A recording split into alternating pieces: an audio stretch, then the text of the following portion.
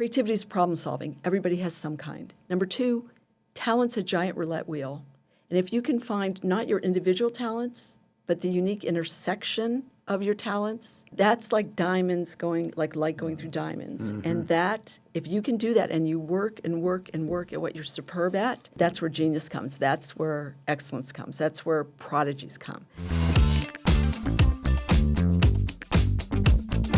Welcome back to MasterMined. I'm Mark Scrivener, and as always, I'm here with my fabulous co-hosts, Jeff Skillen and Lee Pepper. Hello, Mark. Hey, Mark. Great to have you guys here with me today. We're also joined with Jeri Davis. She's the founder and CEO of JDI Healthcare Consultants and Recruiters. She's got more than 35 years of experience in this industry. And Jeri, we're so excited to have you on the show today. This is going to be a great one. So thank you. Thank you. Yeah. Well, Mark, thank you so much for that opening. And I just wanted to take the first question with Jeri because I've known Jeri the longest. But then when Jeri came in studio, she goes, Lee, I think this is the first time we've met in person. I was like, what? How is it the first time? I think you must have met me at San Diego or Palm Beach at our conferences. Surely. At the Breakers, Maybe. surely. Maybe. No, well, I'll tell you this. I say as a recruiter, I don't need to meet people in person. I get to know their souls. Yes, there you go. Well, we've had so many phone calls. Maybe that's why it feels like that we've met in person before. I've known you because I've been an admirer for so many years. Honestly, well, and as a headhunter to find great talent, you were like a person on my watch list. Well, thank you so much. That's very kind. Throughout your career.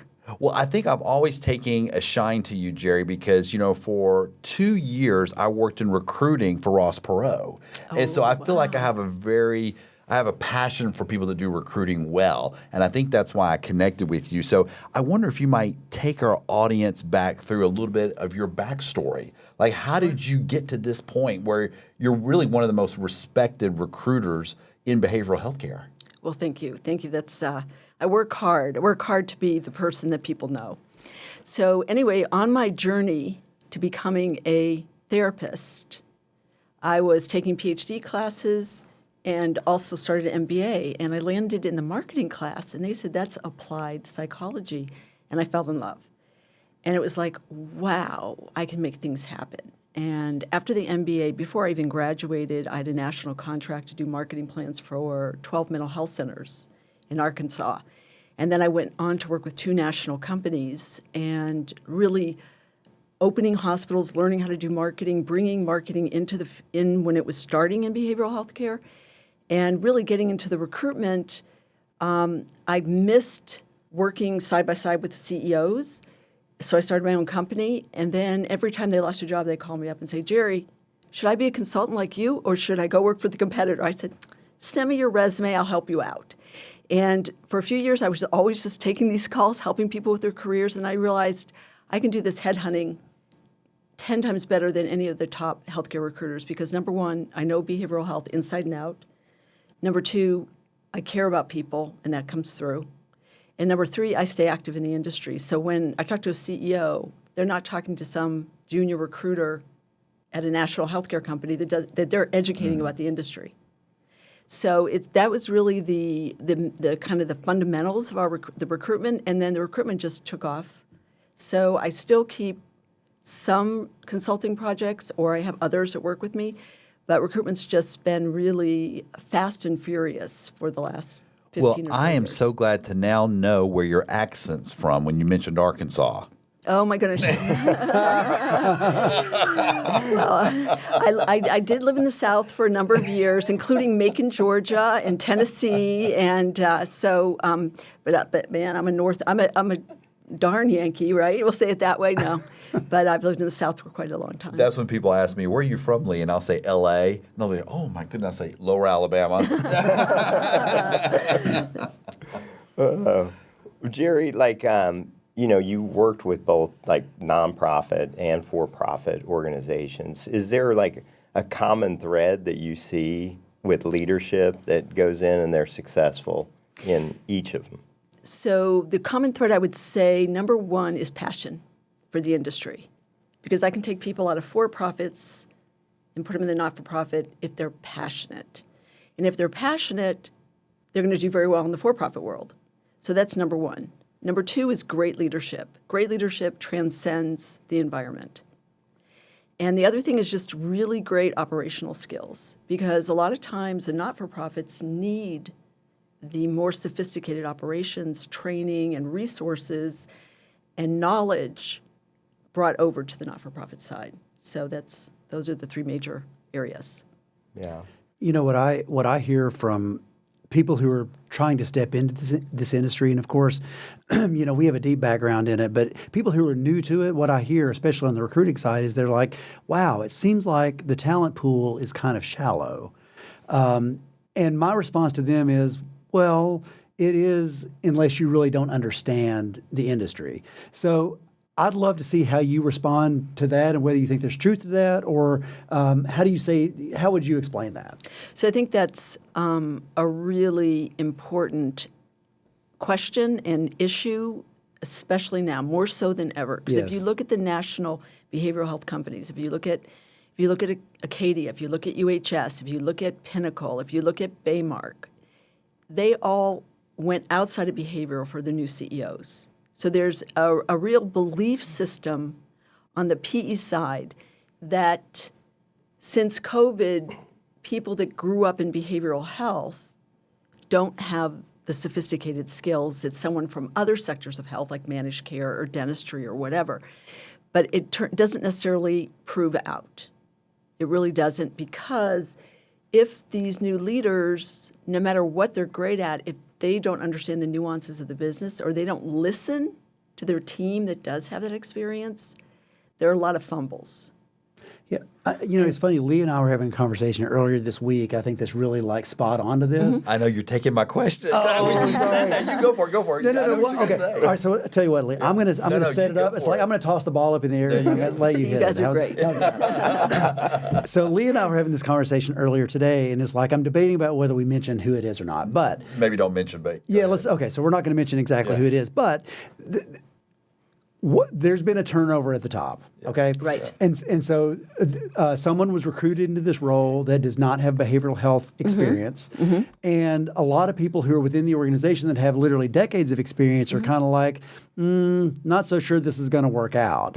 Or I mean, it's like, and this is more than just skepticism about, oh, there's a new boss. This is more about, do they really understand the mission? Do they really understand what we're trying to accomplish? So I want to dig in just a little deeper into that, if you don't mind, because talk about the culture clashes of, I understand why PE might, you know, intellectually make that decision, but I mean, are they just missing not understanding the way this animal operates? So were you going to ask me a specific question, or what? No, is it was exactly what Jeff was teeing up. I think part of what I would add to it is that after I left Foundations, you know, I went to Specialty Care, which was a hospital operating room services company. So I got out of behavioral health care. Then I jumped back in after my non-compete was up and went to the Meadows. And what was interesting about those two opportunities were related to Jeff's question, in that when I was in behavioral health, it's a very competitive environment when you're trying to find patients, because people have a lot more choice where they want to send their loved one, right, for treatment. Whereas when you're on the more hospital or even dental side, you have patients just kind of showing up based on their plans. And so I think that was the rub that I was talking to Jeff about earlier. It was like the patient acquisition is, to me, totally different. Right. So basically, so there's a question, where does it go wrong, or where does it go right, or when is it successful to have someone from outside? Or honestly, I think we could walk through all three of those doors and see what you think. Well, I think it's really interesting, because if someone asks me what's the best, it would be someone who's done both or some of both, had some exposure to behavioral, but even bring outside ideas. There's certain industries. I remember there was a lot of transition from kind of kidney care and assisted living. Assisted living people a lot of times can go both ways. However, the nuances, what you were talking about, the nuances of understanding that, for example, regulatory in the detail, understanding how clinicians feel about their patients. They wear their heart on their sleeves. I don't know any other industry except for maybe cancer treatment where there is so much care for the patients. And if the leadership doesn't respect that, doesn't see how things connect through the organization, that's where things go wrong. And they go wrong because people aren't motivated to follow that leader. And so as you start to have mass leaving or leaving, lot of exiting. And I get those calls, like from the first day the new person comes on. If they don't listen, or they come in saying, I'm here to do things differently, and not listen to the why and not connect with the why of behavioral health that brings people every day to work, then it's a disconnect. And then it's a risk. It's a huge risk. So that's clearly an executive that was not prepared by Jeri Davis to walk into. No, it was not my recruitment. It was not my recruitment. To walk into that role. Right, right. But if you do get that call, okay. But I want two things. I want to say, Yeah, when yeah. I do recruit a CEO in, I beg them, that's why I love the question, I beg them to spend the time making the connection. And it starts first with the upper executives, because those executives need to feel trusted and valued by that person and that they're listened to. And that's a major miss. Most people come in with their PE firms, particularly I'm using here's your agenda. Right. Cut X amount, and this is what's happening right now. Cut X dollars off the bottom line. And they don't necessarily know the impact of where the cuts are. So you were starting to ask me another question. No, what I was going to say is, if you got calls from staff that were like, this new leader doesn't understand the heart of the organization, or an executive reaches out to you and said, I think I've really stepped in it here, because it's like I'm getting marching orders from the PE group, but it's clearly affecting the way this organism is functioning. What advice do you give, and then how do you help navigate that? So it's two totally different situations, and I do get both calls. So if it's a call where it's a lot of times we'll recruit several of the C-suite and then several of the vice presidents, so over a period of years. So we work with some clients for over decades when they going in and out when they have needs. So someone that we may have placed 3 years ago, 4 years ago, and a new CEO comes in and they're like vice president level or regional operations or whatever, and that I get the calls like, I don't know if this is going to work out. I don't know if the CEO, I don't know if we gel. And the first and foremost thing I do is send them back. Try and work it out. Try everything to work it out. Most times people know it's not a match, but that's my first line of defense.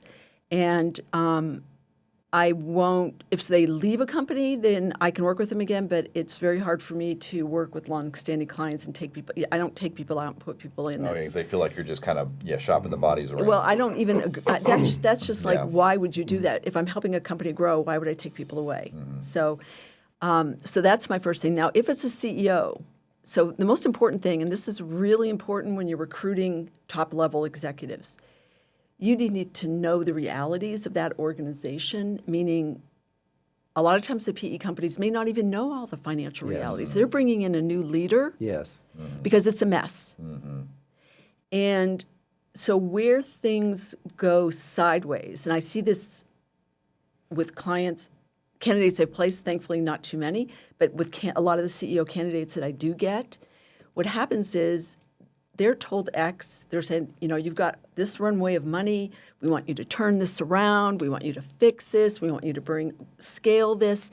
And then when the CEO gets inside and sees that it's not what they were told it was, the situation is a lot worse, and or that CEO gives them the message, it's going to take a lot longer to fix than you said, then if expectations of PE are not realistic and knowledge is not equal and shared, there's risk. There's risk because it's at some point, usually the investors go, well, I know I was talking to one CEO, I'll give you a very specific example. Great guy, I love him, he's terrific. I'm going to actually see him at the conference. And he spent a year building an autism company. And he is like this PhD, precision brain, brilliant, hardworking, loves people, builds great teams. He built this great team. They gave him they said, oh, you've got a year to turn this around, and then they pulled the plug after 7 months. So that's the hard part about working with people that don't have a lot of experience in the industry because they are learning with you and their expectations aren't necessarily on point. So in that situation, is that typically acts of commission or acts of omission in terms of keeping people blind, or do you think people are actually blind? I think that, quite frankly, oftentimes the investors are blind. because the person running the organization that's making mistakes, things go on for a long period of time. And then when the investors finally find out, they see it at a certain situation, they don't know what's underneath it.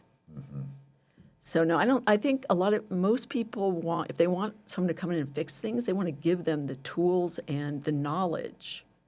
They don't, if somebody's not ethical, then they're going to send somebody in blind and not, that first I wouldn't recruit for them. So one thing that we always do is we research, just like we research candidates, we research companies. I don't want to send good people into bad places. And that's really important to me. People are going to move their lives. The people that we work with are the overachievers. And you don't put people in overachievers in situations where they're not given the opportunity to succeed. So we work equally hard, knowing as much as we can. Or if we can't get the information, we say, I want you to see the financials when you go into interview. Do not take a job. And a lot of people just call me up for coaching help. And several people here, and I said, did you see the financials yet before you sign on? So that kind of thing, and asking questions and being smart, and that's Will you help companies design a pay package? yes. Okay. All the time. Yeah. All the time, because most times they might not know its market, and they also are looking maybe for somebody at a different level than they had before. So they need to understand what the packages look like. That's a standard part of what we do. Good. Jeri, I had two comments. One, I can just listen to you. You're a fabulous interviewer. I have no doubt when you're talking to candidates, you get the most out of them. And Yes. your expertise in this runs so deep in just setting up the right people in the right organizations. And love this episode so far. But let me ask you this: taking it back to when you started JDI, is there one thing that you did when you set out to be different? You've got a great reputation. The company's got a great reputation. What'd you set out to do differently back then? So starting out, I started off as a consultant. If you remember, I talked about starting off, literally I was doing PhD classes at University of South Florida, and I was in the business school. And I just realized, oh my God, I want to be doing marketing, and I'm an entrepreneur. And they had actually an SBA, a little small business administration consulting firm inside the business school. And I was one of two students picked to be a student consultant. And we gave 1 hour free consulting, and it was hilarious. It was everything from people would come in and said, I rented a room in the Holiday Inn, I put an ad in the paper, nobody showed up, what do I do? And I said, okay, what are you selling? Who's your target market? What are you charging? Now, why are you doing this anyway? Do you really want to do this business? Okay, here's your plan. And I found that I uniquely could write strategy faster than I could talk, and I can be a fast talker. And I studied creativity with a award-winning professor in my undergraduate school in child development. And what he taught me guided my recruitment and guides my life, and kind of is my differentiator. And what that is he said, first of all, creativity is problem solving. Everybody has some kind. Number two, talent's a giant roulette wheel. And if you can find not your individual talents, but the unique intersection of your talents, that's like diamonds going through diamonds. And that, if you can do that and you work and work and work at what you're superb at, that's where genius comes. That's where excellence comes. That's where prodigies come. And that guides my life. So how am I different is I learn people. I look for how they think. I look for their unique talents. And also in terms of myself, I realized, well, I'm different. And I'm different that I can write strategy really fast. So literally, I was able to, my first corporate job was opening a psych hospital a month from a marketing perspective. Literally, we got the name, the city, go hire the marketing person, go write the plan. And so that was my love, and I loved it. I loved it. And I did that work. Everything that I've done, everything I do, I think the same as all of you, is always higher mission. Yep. So the higher mission for myself was in wanting to become a therapist and loving the field of psychology is that there was so much stigma. When I started off over 35 years ago, there was so much stigma. There weren't eating disorder programs. There weren't IOP. There weren't PHP. There was so much growing in the industry and so much misunderstanding about psychiatric treatment and addiction treatment and mental health treatment. So my why and how it's different also was that was my goal. My goal, first of all, was to break stigma through marketing and understanding that families that are already in a lot of pain when their loved one needs treatment or the patient is already in a lot of pain, it was painful seeking treatment because of the stigma. So my first mission and goal was to fight stigma, and I was lucky to do that on a national level for 2 national companies. And then secondarily, it was really helping clinicians, because I was in a PhD program, I was in an MBA program, I did social work graduate school. And everybody said, go get your degree, finish your courses, pass your tests, get your license, and go rent an office, and you're going to be successful. And that made me mad because how can they do that to people after investing that much time in their career and not giving them a business skill, not even teaching them how to hire an office manager? So that was another part of kind of my why of when I started in this industry and what led me to write books and to also speak nationally, work with national associations and things like that. So sorry if I got off on that tangent. That was amazing. Yeah. How much of your business today is recruiting versus like the consulting? So recruiting, and it's really, really interesting, and this is another industry trend I'm really paying attention to and will be paying attention to and invest, is what I'm hearing now is the bubble of behavioral health is over, where it was like, making these huge multiples. And I don't know, I think it's different sectors of behavioral have their heyday, because different levels in the product life cycle. But anyway, so you asked me how much. So executive search has been really, really busy. So the consulting work we do, I do have a team of other people that I work with that I can place an interim while recruiting, like an interim person or a fractional person. But the consulting that we do a lot of times is either a really cutting edge project in the country or international, bringing an international product to the United States, or it's something that we can uniquely do as JDI. And I don't know any other recruitment firm or consulting firm. There may be a couple around the country, but what we do is because we have 35 years of connections, we have so many connections, we can go into a market and do a select number of referral source interviews or CEO interviews because they'll take our calls as recruiters. They might need me for a job someday. And we can get information you can't get through AI or even online about what's happening in real time in the market. I remember I did a project for, it was a treatment center on the Cape, and they were looking into expanding around the greater Boston area. And I found out there were 200 new beds coming online in the next year. That was only in 1 year, and that was only half of the planned beds. And I said, what are you doing? Don't open there. Yeah. So the consulting that we do will be a lot of times we'll be going into a market and gathering information that's qualitative and really educates particularly investors that don't understand the industry. I'll tell you one quick story.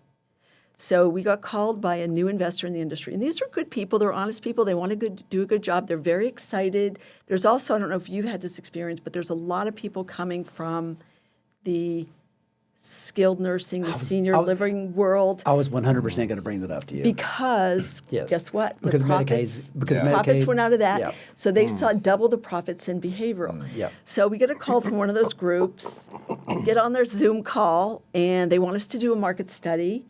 So we said, we've got to do regulatory, we've got to look at the competition, we have to look at, can you hire staff? Where are you locating this place? Because we'll get a lot of calls like, oh my God, I just got a fabulous property at a beautiful place. It's going to be a very successful treatment center. And we're going, how far is the local university? Yeah. Where are the population living? Yeah. And oh my God. We got such a deal just west of Fargo. Oh my God. Oh my God. Although I hear East Fargo is booming.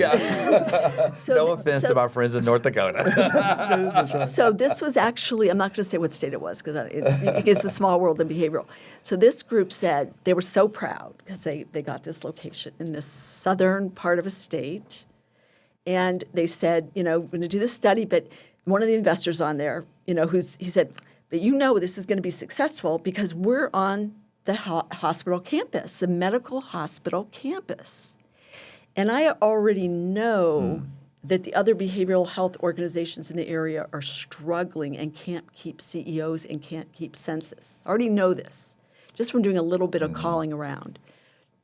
So I'm listening, and then I'm thinking to myself, well, it's really nice that you're on a hospital campus, but is the hospital itself doing well? Well, guess what? No, that's why they're probably renting out beds. Right? Then it was not a pretty picture when we told them. And then they were also going after commercial business because they knew commercial business. And in this state, the smartest thing was not commercial business. And they did not want to hear us because they heard somebody else. They did not want to listen to us. And we said, we do not support. You should not go to this location. Go to a location near a university. Go more north where there's bigger population density. Go where there's less competition. So anyway, it turns out it was interesting because I saw that CEO. He heard me speak at a TCIV conference, and he came up after with a big smile. He goes, we didn't listen to you initially, but we didn't. We got out of that contract. And they usually come to us, quite frankly, when they've already put like $25,000 or more money down, or already bought a place. So I don't know, that was a long answer to your question, but it's really using the other thing that we really do on the consulting that I just want to mention that's also unique and I think really important, and unique again because it ties into our unique relationships through recruitment, because we recruit also for the behavioral health managed care companies. So I can navigate in and ask questions about what's the provider environment like? Is there really true range of negotiating? A lot of providers want to hire people to do managed care contracting, and who better than someone that knows the language. So anyway, so I can navigate into those. So with the not-for-profits, because the not-for-profits are into value-based contracting much more so than the commercial world, the more the for-profit world. That's because it's Medicare and Medicaid, and the government has much more control. So the government, so you talked about consulting projects. So we look for cutting-edge projects. So in the state of Ohio, the governor, who was very pro-mental health, was putting out RFPs. It was second-round RFPs, $25 billion to 5 to 7 health plans. $25 billion. And they don't even give it out evenly, but it could be $5 billion each. And wrapped in it, behavioral health was wrapped in it. So the health plans had to build their whole network, relationship, partnerships with the behavioral health community across the state, and also meet all the criteria of the RFP, which was value-based. And by value-based, I mean that 8% of the contract was at risk, and that's a lot, it's millions of dollars that they were leaving on the table. And I looked at all this was public data. So I read through all the performance of the first run of the managed care organizations in the first RFP. They left millions of dollars on the table. So what I was able to do through my managed care contacts was get a not-for-profit to the table before the RFP was submitted to create new products together. So really helping that not-for-profit get in meetings with the right decision makers. And no easy feat. And it's not one decision maker, it's committees. Right. It's the population health person, it's the person in charge of network, it's the person in charge of doing the state contract. And it is a long process. But if you wait till after the RFP comes out, you're the behavioral health organization, you're lost because all the money's been allocated. Right. So those kind of very unusual, I call it kind of behind the scenes. I remember Value Options, which is now like Aetna, Wellness, blah, blah, blah. They called me their secret weapon. And that was an honor to be able to be behind the scenes using. Well, I was going to say, I've always been amused by companies that will call and they'll be like, oh, well, we're working, we've hired somebody to be our chief contract officer, and we're going to be getting all these payer contracts this year. I'm like, I think that takes a little longer than just 3 or 4 months, you know? Right, But it is right. funny how it's like it looks good on a spreadsheet, but until they talk to somebody like you know, or maybe even us, like it's not really accurate, you know? Right, right. I wanted to ask you too, Jeri, in this, because it's been a long time since I've been involved in recruiting, but are most of your relationships, are they retained, or is there like just a pay for service? Like, how does that work in the recruiting world these days? So there are companies that are retained executive search firm, which is what we are. Okay. So we are paid, we become the back office and do all the functions from start to finish, meaning helping define the job, helping define the package, all the way to doing the negotiation. Gotcha. So that's what, upon occasion, we have clients who will do, in a lot of them, we do multiple searches. So we'll say, hey, well, we're working on this, we'll work on that one for you too. And mostly they're all retained, but sometimes we'll say we're looking for this. If we get another one, you know, we'll just submit other resumes. Because I've always appreciated that, you know, when I was when I came up through Pro Systems, recruiting was separate from human resources, completely separate. And I always get amused when I've been at companies where they just had, well, HR will do it. I'm like, well, it's a completely different skill set. And so I think it's wise that people engage with, you know, I know you don't call yourself a headhunter, but. Oh, yes, I do. Okay, well, I think it's wise. Because I love Find Minds. I am definitely a headhunter. I love Find Minds. That's my joy. That's a daily joy. It's a different skill set. Yeah, you It's have a to totally go out different. and, yeah. Well, the thing, not only is it a different skill set, it takes a lot of time. Yeah. Now, again, things will be changing with AI. I think that recruitment's going to go through an evolution of AI that we're just starting to see, and it'll be really, really interesting. Just like it's going to affect behavioral health care, hopefully improve care. You mean you don't just put ads on Indeed? I do no ads. No. And that's actually one of our key things that we tell our clients is we do not advertise any of our jobs. You don't see our company all over the place. We're sleuth. We want recommended people. Yes. If you ask one question about how do you know somebody has integrity, how do you know somebody's good, you can't tell that from a resume. Right. You can tell it by if someone that works for that person recommends them, or somebody would go work for them again, or somebody doesn't want to be in the same room with that person. So, and we hear when a candidate tells me, I say, why are you leaving? Why do you think the number one reason why people leave a job? Because of their boss. Exactly right. And that's, so what happens is we hear about the bad bosses. Yeah. And I want to know those bad bosses because I don't want to recruit for them. You know, there's so many threads that we could pick up on, but I want to actually go back a couple of questions because one of the reasons that you're in town, you're here for the Invest conference, and your unique vantage point in the industry, not only your experience and your skills and all that, which are, you know, top notch, but just where you sit in the ecosystem, you're kind of a canary in the coal mine, right? It's like you know problems before they happen, or you know opportunities before they're really evident. I'm curious if you were to put the big red dot on the map that said, we are here, where are we as an industry right now? So boom, bust, what's going on?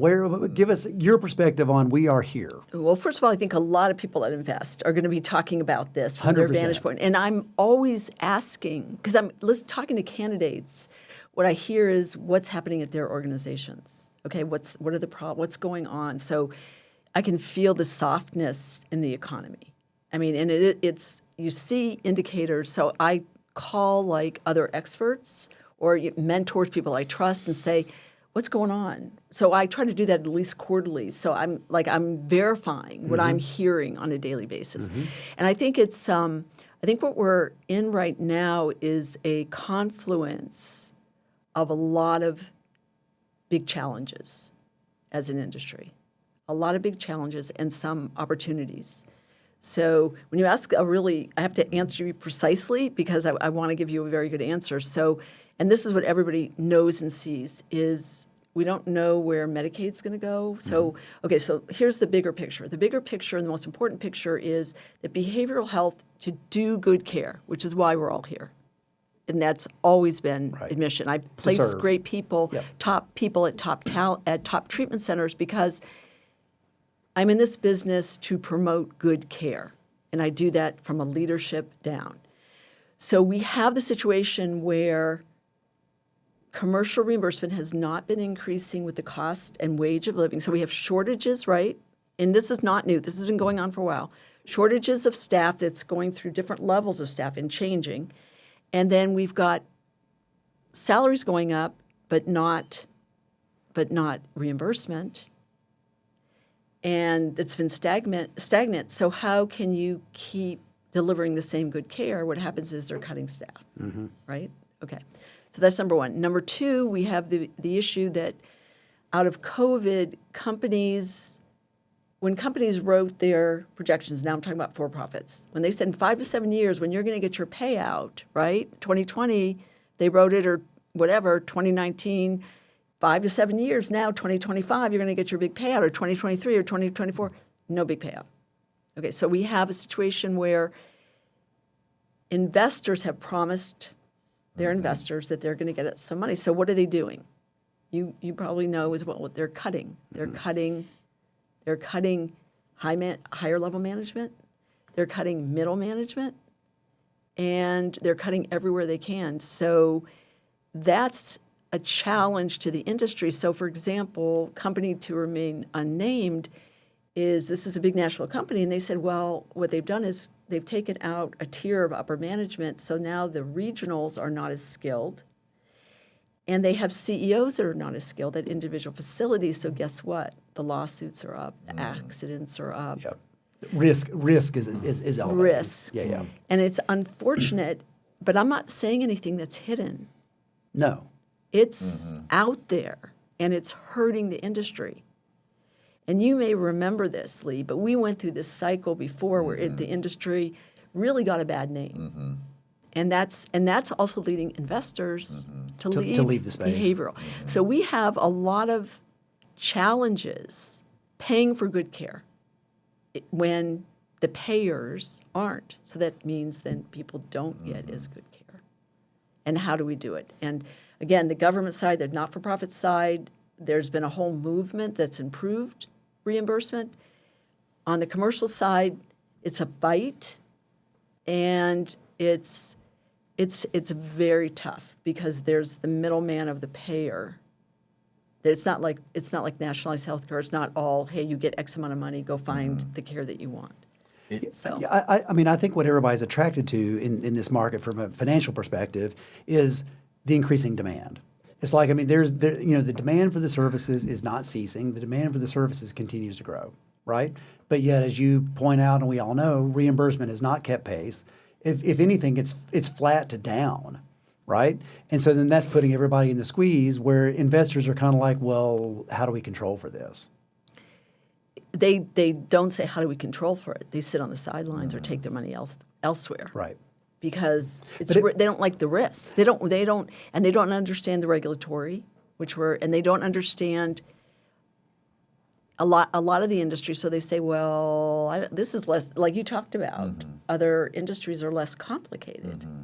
So, but what I do see is that, as we all know, in like product life cycle or growth of different sectors, when I started off, private psychiatric hospitals didn't exist. They were a new, wonderful thing.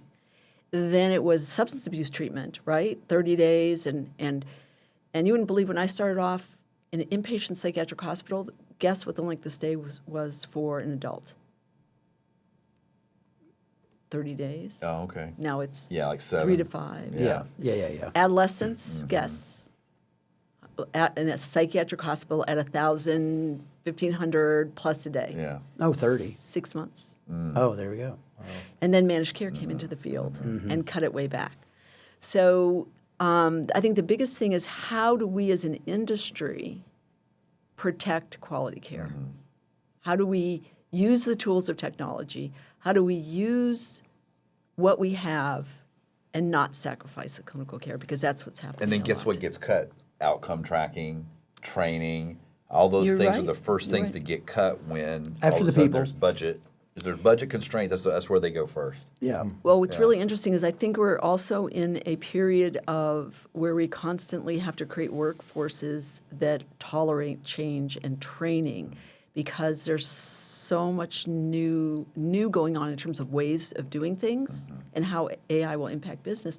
So we have to have training environments. When you and I started, we started by training, right? That's what you did as a leader. You know, in the field. You just train because they didn't exist. The salespeople didn't exist. The marketing people didn't exist. And you had to have them do it right. And that's what I grew up in. You train in clinical. People call me up and say, I want to open an eating disorder program. And I go, okay, let me call you back in a few hours. Okay. I remember having, abnormal psychology. I remember eating disorders. There was a girl on my floor in my dorm that had an eating disorder. Okay, what age does this start? What are the primary symptoms? How do you know? How do you reach the people? Should you use advertising? Whatever. So anyway, but I think there's also, we see in the industry the different sectors. That's what I started to say. So inpatient's kind of mature market. Addiction is suffering despite exactly what you said, the incredible demand, the sadness of the opioid crisis and the fentanyl deaths. Right. It's crazy. And so then what happens is when the problem gets so bad, then the government maybe starts to pay more. So we go through these ups and downs of payments. Well, and you mentioned the influx of the skilled nursing operators trying to get into our space. Right. Getting into our space because they have the money. Exactly. So I was like, let's talk about that just for a moment, because I'm starting to get a lot more inquiries along those lines, and like, okay, anybody that's seen a few cycles kind of recognizes what's happening here. Is Medicaid flushing them out? Oh, yes. There we It go. already has. Yeah. They changed the whole payment system. Right. And they think the margins are better here, so. They 100% believe the margins, and it's the same business. Yeah. And they can convert real estate, right? Yeah. They already have the buildings sometimes. Right. But the question is, they come to you, Jeri, and then how do you point out to them that, no, it's not the same? How do you point out to them that it's not the same game? Well, it's really, really interesting because I'm working with a client right now, and he came from real estate. There's also a lot of real estate people that own these different kind of buildings. We have all these colleges that have vacant campuses. We all have all these municipal buildings that are vacant, and there's like, oh, they'd be perfect treatment centers, right? Right. So going back to your question, so the first thing I do is I try to listen to understand what they know about the business. So in this one case right now, this gentleman actually came out of real estate, then he went into addiction, and now he wants to be into mental health, because mental health, like RTC is more popular than addiction RTC. So he's trying to feel out what the difference is and kind of pick my brain and talk to a lot of people, which is good. So I try to figure out what they know, and I don't see it as my job to educate them. If I'm working with them, and in this case, I do educate them, but if they really don't know what they're doing, then I wish them well, and I walk in a different direction. Yeah. In some cases, if I feel like they're doing it for the right reason and they're ethical and they don't understand some nuances, I might say, listen, I want you to talk to these people. Like this one client that we're going to be recruiting a trauma expert for, fingers crossed, starting very soon. I said, well, and he was like asking me, do you really know of any great adolescent RTCs in the country? And so I said, well, there was a time where that was a really popular time, and there was a leader in the industry, and then when the 2008-2009 crash happened, and 30% of their business for these kids were their college loans or education loans, and basically cut the legs out of the business. So yes, so I do some education. I'm sorry, that's a long answer. I educate when I feel like they're open and they want to do the right thing, and I test that out. I think you said that, I can read a person very quickly. We've done this for so long, it's like usually in a few minutes, and then I listen. So I don't always correct or educate. Yeah. Lee wrote a book, and it's called Never Outmatched. Very insightful marketing book. And after we were doing some research on you before the show, I noticed in your bio you wrote a couple textbooks on marketing in the behavioral health space. What did you see? What gaps did you see that you thought I needed to write a textbook? So the first one I alluded to, or I mentioned a little earlier. So the first thing is when I came out of graduate school and then worked in the corporate world, I could not stand that therapists and psychiatrists and social workers that have licenses did not know how to market. And that was one of my goals. So that was a driver to write the first book. And I ended up working with the American Psychological, American Counseling Association, National Council, which is not-for-profits, and also the for-profit, which has changed. They all have changed names over the years. So the first book was written for two reasons. One, to educate therapists and behavioral health treatment providers on how to do marketing, because it was new. It was new. And the other thing is that when it was really interesting, when I was still taking some PhD courses and also in the MBA program, I heard managed care, and I realized managed care was coming when I started off in my first job, and I realized they didn't teach managed care in any of the curriculums. And I thought social workers could have a whole new job category in the managed care world during case management. And my friends in the PhD program who were expecting to make whatever, twice what a social worker would make or therapist would make, they were going to have a rude awakening after I was out in the business world. So I said, we need to correct this problem. We need to educate the professionals as to what's coming down. And a lot of people thought, like doctors will say, well, I'm just not working with them. Well, do you want to serve all the Blue Cross patients in your market? I mean, they weren't realistic at all. So really helping that. So that was actually when I launched my company. That was one of my goals, and that was the reason for the first book, which actually it was a division of Simon & Schuster came to me and asked me to write that book. And then once I wrote that book it was more for the commercial world, the National Council of Community Wellbeing, which was the National Council of Community Behavioral Health, said, would you write one for not-for-profits? And I said, gladly. I would love to write a marketing, I call it a marketing cookbook, which was basically I had the 10 components of healthcare marketing and then a chapter on each. And it was literally to help, because these not-for-profits had no marketing staff. They did not have the money that you experienced, and yet they had to compete. So that launched my company. It was part of what I did to get my company launched. I knew that was a good idea, and I felt a very strong purpose to do that and to educate. I remember one psychiatrist telling me, we're looking at like a directory of all these therapists, and I'm saying, oh, look at this is a beautiful ad. And he said, that's the most unethical provider. And I said, then the ethical ones have to be educated and not be afraid, because you probably remember where people said, psychiatrists market? I mean, it was like it was like you're going to manipulate patients. Right. Yeah. And that still exists today. I was going to, that hasn't changed all that much.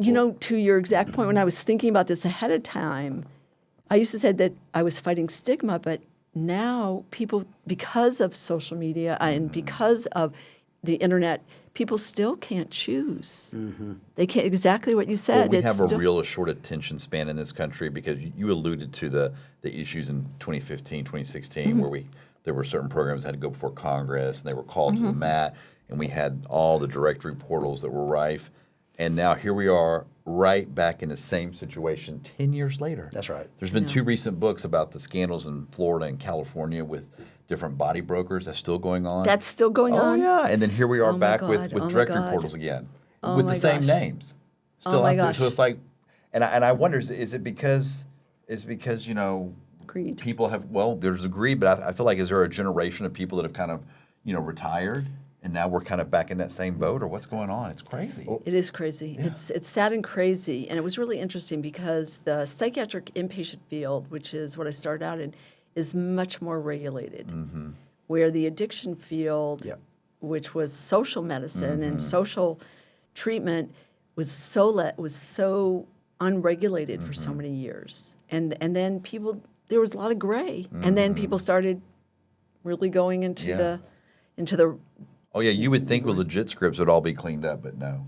Oh not my now. God, I don't even like to hear that stuff. Jeri, on your books, on the textbooks, it was interesting that we went to the future day, but I guess if you rewrote it today, what would you change anything in them? So really, really interesting. So I always have passion projects, and kind of doing that full circle in my career. And I remember being the psychology major, child psychology and child development, that didn't quite want to be a therapist, but I was a square peg in the round hole. I said, when I figure it out, I'm going to teach other people. So everything that I learned in marketing, I use tenfold in executive search. Talking to candidates, selling candidates, packaging candidates, helping them prep for interviews.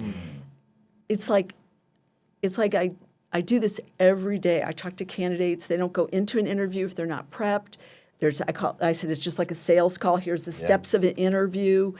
And I recently did a presentation for rising seniors and juniors they were getting BAs in healthcare management and public policy. And they thought they'd come out of their BA with becoming a hospital CEO or treatment center CEO.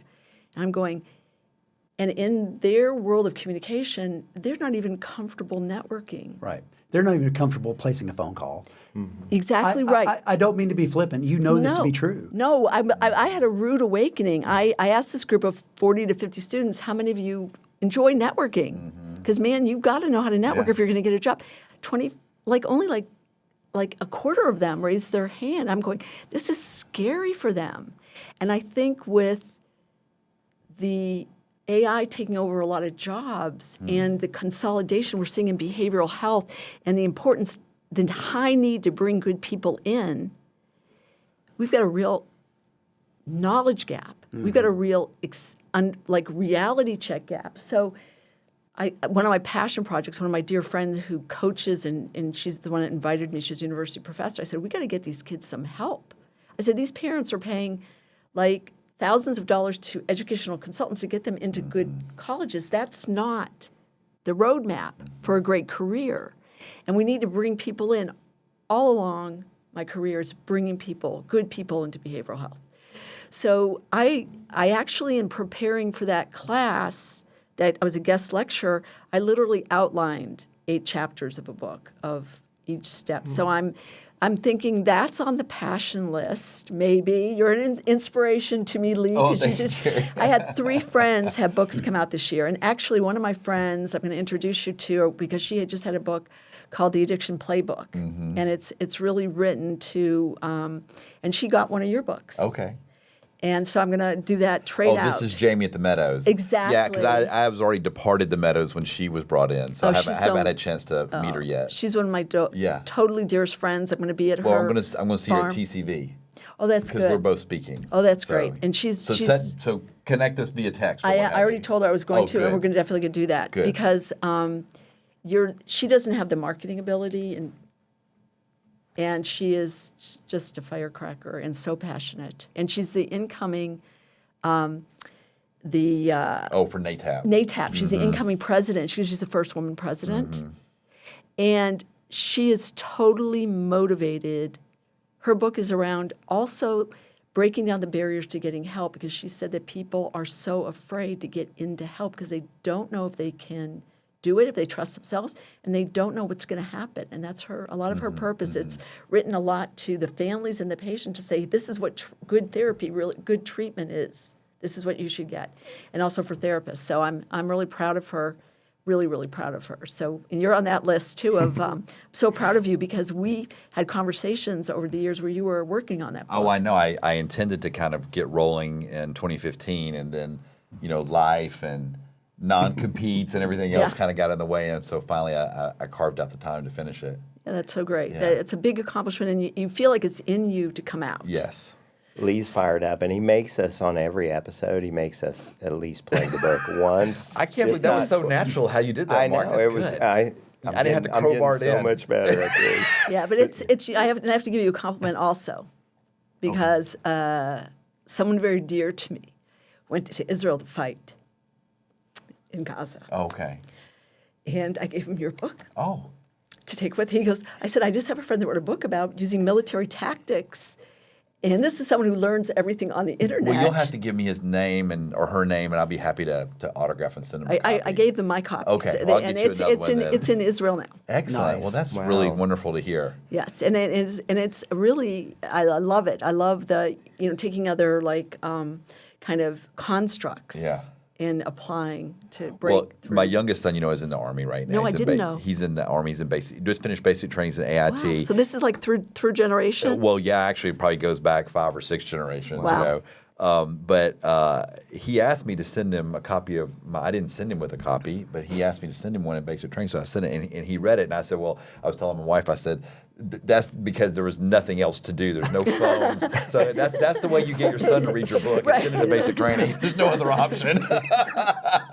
That's Well, great. you, but that's- you only think that he read it. Well, no, I think he did No, I because think he when I did. saw him at basic training, he was mentioning specifics. Okay, So. all right, that's good. Jerry, this has been a fabulous episode. I mean, the depth at which we took this and you took it is amazing, beyond just the recruiting, from the consulting and everything we've talked about. Is there anything maybe we didn't ask you as we wrap up that you think the audience would want to know, or Well, anything you want to share? Being a kind of a fellow marketing person, I have to say that I'm so impressed with you all. I'm so impressed the way you organize this, the questions, the getting me prepped, because believe it or not, as much as I am a great marketer, I don't like to be in front of people.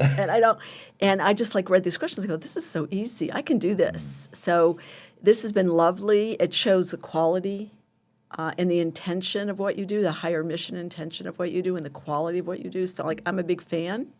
And I love connecting people and promoting people, so I love doing that. So Well, thank you. We're going to I'm glad drop we- all your information in the show notes too as your episode comes out. And I have no doubt there's going to be quite a few people want to reach out and actually share the episode based on the need out there in the market. So And it's so nice working with your team, and Wendy, she's always my God. so Oh, my gosh. good. You've got good people working with you. Thank you. Yeah, absolutely. Thank you. Yeah. Thank you.